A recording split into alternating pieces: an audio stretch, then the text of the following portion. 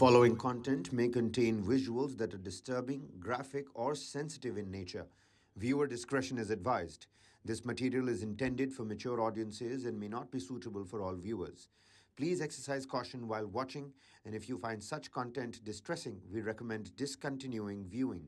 This disclaimer is provided to ensure awareness and to prioritize viewer well-being. Hello and welcome to this brand new edition of Global Lens on News9 Live with me, Neha Khanna. Our focus continues to be on the Israel-Hamas war. To term what's happening at Al-Shifa, the largest hospital in the besieged Gaza Strip, as a humanitarian catastrophe would be an understatement. It is now being described as a mass grave and a cemetery.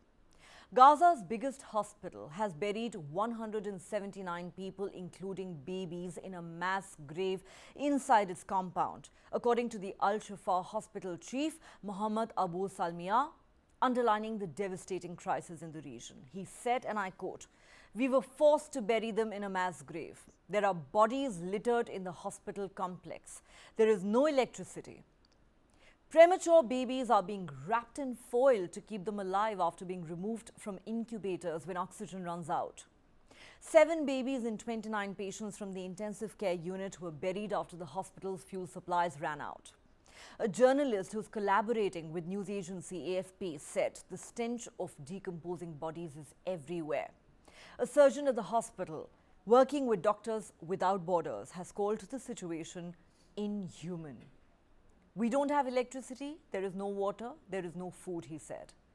The Al-Shifa Hospital is Gaza City's largest and was cut off from the world for over 72 hours last week after a deadly blockade by Israeli forces that included tanks at the front gates. Israel insists the hospital sits on top of a network of tunnels that form part of Hamas's underground headquarters. Israel has accused the terror group of using hospitals and patients as human shields, an accusation that Hamas and Gaza's health officials deny. Meanwhile, Israel claims to have discovered a tunnel leading into another hospital in Gaza from the home of a known Hamas operative. According to the United Nations, thousands and perhaps more than 10,000, including patients, staff and displaced Palestinian civilians, may be inside Al-Shifa, trapped and unable to escape because of fierce fighting nearby. Al-Quds, a second major hospital in the area, has been cut off from the world for a week. Remember, hospitals and medical personnel are protected under international humanitarian law, and parties in conflict must ensure their protection. They cannot be used to shield military objectives from attack, but any operation around or within must protect patients, staff and other civilians. That's been categorically stated by the United Nations Office for Coordination of Humanitarian Affairs. Israel has pledged to help evacuate the babies in these hospitals, but that has not happened so far. Heartbreaking images have been emanating from Al-Shifa. One of them of 7 babies bundled together in a green piece of cloth, and others with tubes sticking out of them. The 7 are among 39 born prematurely, weighing less than 1.5 kilos each. Each of them should be in incubators so that their body temperatures can be regulated. Instead, they had to be moved to ordinary beds, placed side by side and covered by packets of nappies and cardboard boxes of sterile gauze. Why? Because there is no more fuel to run the generators that power these incubators. Doctors at Al-Shifa Hospital are refusing a mandatory evacuation order from the Israeli Defense Forces. They warn that hundreds of patients will die if left behind. Here's what ground reports from Al-Shifa suggest. Tanks are surrounding the hospital from all directions. Access in and out of the hospital is impossible. Even moving from one building to another inside the hospital compound is a huge risk. People at the hospital are dying because there's no electricity, water or medicine. On Monday, Mark Regev, a senior advisor to Israeli Prime Minister Benjamin Netanyahu, said an IDF attempt to deliver 300 liters of fuel to Al-Shifa had failed because Hamas had refused to accept it. This is something Hamas denies. Hospital authorities say the fuel being offered by Israel would anyway last just about half an hour. That's because at least 10,000 liters of fuel a day is required to run the hospital. Israel has accused Hamas of having a command and control center underneath Al-Shifa. Hamas and the hospital authorities deny this. Attempts to evacuate staff and patients from Al-Quds Hospital were thwarted due to heavy fighting as the Palestinian Red Crescent Society has reported intense gunfire near the facility in Gaza City. According to the health ministry in Hamas-run Gaza, Israel's relentless airstrikes and ground offensive have killed at least 11,200 Palestinians, most of whom were civilians. At least 40% of them, that's over 4,600, were children, and 3,100 were women. US President Joe Biden has said that hospitals in Gaza must be protected. US Secretary of State Antony Blinken has acknowledged disagreements within the State Department over the approach to the war. His email to personnel comes amid growing dissent and differences across the Biden administration. There is growing anger and outrage over Israel's pounding of Gaza, with the death toll rising every day. Not only in Gaza and the Arab world, but increasingly around the globe, including in countries that have come out in support of Israel in recent weeks. These now seem to even include the United States, Israel's closest ally, where not only President Biden's opponents and critics, but even people within his own party now seem to believe that America's position of unqualified support to Israel's war in Gaza, and by extension, the killings of thousands of Palestinians, is simply untenable and unacceptable. Of course, Israel steadfastly refuses to call a ceasefire. The question we're asking on Global Lens tonight is this: how many more Palestinians will have to die before this war ends? Before Israel believes that it has avenged Hamas's 7th October massacre? Are 2.3 million Palestinians being collectively punished for the actions of Hamas? Can the international community remain a mute spectator to this humanitarian catastrophe of unprecedented proportions? Do the Palestinian killings by Israel amount to a genocide and war crimes, as is being argued by many around the globe? I have not been reluctant in expressing my concerns what's going on. And it's my hope and expectation that there will be less intrusive action relative to the hospital. We're in contact and we're with the Israelis. Also, there's an effort to take this pause to deal with the release of prisoners. And that's being negotiated as well with the Qataris are engaged. And so I remain somewhat hopeful, but the hospital must be protected. In Gaza, fighting around Al-Shifa Hospital intensified over the weekend. In Al-Shifa Hospital, critical infrastructure were damaged, including water tanks, oxygen stations, the cardiovascular facility, and the maternity ward. 3 nurses were also reported killed. Many of the people that were in the hospital have fled or tried to flee. Some have remained behind. It's very difficult for us to establish how many are still in the premises. Yesterday, we were informed by the hospital that the last 18 patients in the Rantisi hospital had safely evacuated to a safer hospital. This is because our war is against Hamas, not against the people in Gaza, especially not the sick, wounded, or the women, or the children. Our war is against Hamas, who uses them as human shields. In Gaza, as ground operations by the Israeli Defense Forces intensify, the relentless Israeli bombardment continues, hitting civilians, hospitals, refugee camps, mosques, churches, and UN facilities, including shelters. The Secretary General is, and I am, deeply concerned about clear violation of international humanitarian law that we're witnessing in the ongoing conflict. Let me repeat the clear, unequivocal position of the United Nations that no party to an armed conflict is above international humanitarian law. Even wars have rules.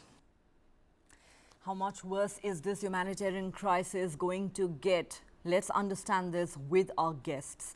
Joining me on the show tonight is Hadeel Qazzaz, She is a Palestinian humanitarian worker with Oxfam. She joins us live from Ramallah in West Bank.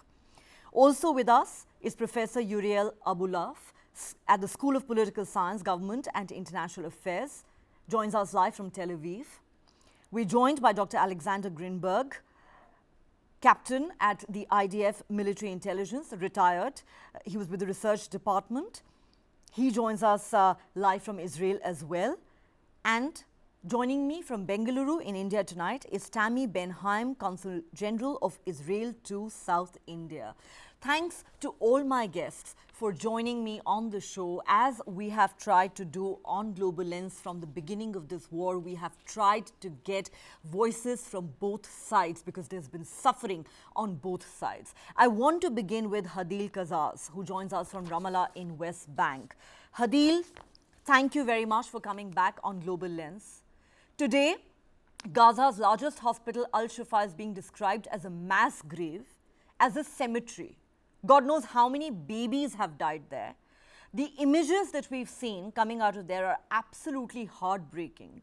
Can you tell us just how devastating the ground situation is? It is absolutely a humanitarian crisis, and it's absolutely devastating and catastrophic by all means.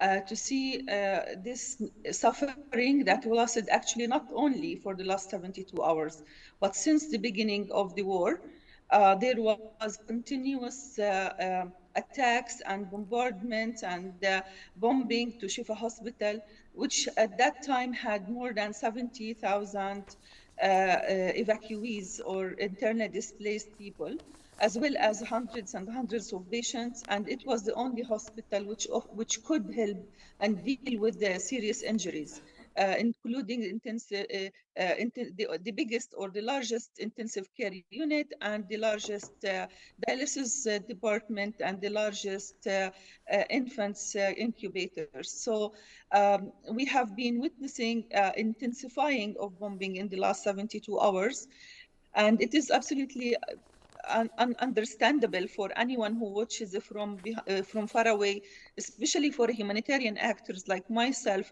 to understand how this situation couldn't be dealt in a different way. What was the obstacle behind dealing with such a situation in a way that would save civilians' lives and help people who are in need of help to get the help they need? We heard pleas and complaints from the doctors in the Shifa Hospital over the days asking for an international investigation team, for the International Red Cross to intervene, for any impartial party to show up and to deal with the situation. But of course, nothing happened. We also heard pleas about how the bodies were actually in the yard of the hospital outside, because anyone who just emerged from the hospital buildings was shot, and dead bodies were in the outside yards of the hospital. We were not buried, and at a certain point we heard stray dogs were coming and attacking these bodies. This is not acceptable, especially when we are seeing this live on camera, and it doesn't seem that anyone is able to stop this madness, and there is no wise voice basically saying that this is not acceptable. Hospitals are protected by international law, and it's absolutely necessary for civilians to be protected, for infants to be saved, and for people who have kidney failures not to die immediately. We saw actually one of them who left Shifa Hospital, and he was saying he didn't have a dialysis for 4 days. This means a death sentence for him, and this is again not acceptable for any human being. Anyone needs the access to healthcare should receive it at all times. We also witnessed these doctors in the hospital who have been working around the clock. They couldn't have shifts, they couldn't have rest, they didn't have food, they didn't have electricity. And this was going for 39 days until now. Again, inhumane situation for workers, for staff, for doctors, for anyone who's in the Shifa hospital at the moment. This is an inhuman situation, and frankly, Hadeel, most of us cannot even imagine what Palestinians in Gaza are currently going through. But before I go across to my Israeli guests, I need to ask you this question. Israel says that Hamas is using Al-Shifa Hospital as its command and control headquarters. That is where its military infrastructure lies. Underneath lie those tunnels. And that is why they have surrounded this hospital. That is the reason why this hospital has come under attack. The patients and doctors and others are being used as human shields by Hamas. How would you respond to that? First of all, we are a humanitarian organization, and we care and we deal with the civilians, and that's who we pay attention to. However, my response to that would be, why for 39 days this couldn't be verified by any other source? What the Israelis say hasn't been allowed to be verified or proven, or there is no evidence. It's just what we hear. And why this situation couldn't be solved for all this time? This is a question that we need to ask everyone about, and definitely we need to understand how the situation was allowed to reach this point. We care about the people, the children, the babies, the patients, including actually my aunt who was using dialysis in Shifa Hospital, and we lost contact with her. We don't know where she is at the moment. She may be as well dead, I don't know. So that's exactly what we are talking about. We are talking about these civilians, these people who are in such a dire situation that's not acceptable, that they don't deserve to be in this situation. This was the only hospital available for them. And out of the 35 hospitals in the Gaza Strip, 20 are out of function, totally, completely, they don't function. And then the others are in the south. And this means that anyone who's injured now is sentenced to death. It's basically a situation where no one can seek help, including a pregnant woman who wants to deliver, including people with asthma, people with diabetes, anyone who has severe illness before. Basically, you are talking about almost 12,000 dead people who are counted for. But there are many more we don't know about. Okay, so